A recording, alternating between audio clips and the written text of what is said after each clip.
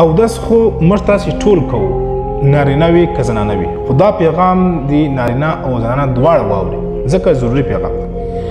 نبي کریم صلی الله علیه وسلم فرمایي چې کله تاسې اودس وکړئ، د اوداسه کولو بعده دغه یوه کلمه ووایاست، نو ستاسو لپاره به د جنت 8 واړه دروازې چې دي هغه خلاص شي.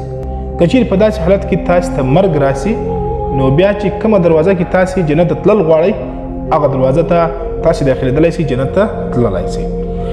نو دغه یو ښایسته حدیث مبارک دی. موږ تاسې ټول اودس کوو، باید د اوداسه کولو بعد دا کلمه ضرور ووایو.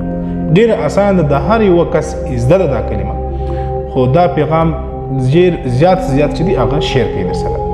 چې کله مې اودس وکړئ، د اودس کولو بعده چې کله د بیت الخلا څخه یعنې د باتروم څخه راووتې او بیا دغه کلمه ووایه: اشهد ان لا اله الا الله وحده لا شریک له واشهد ان محمدا عبده ورسوله.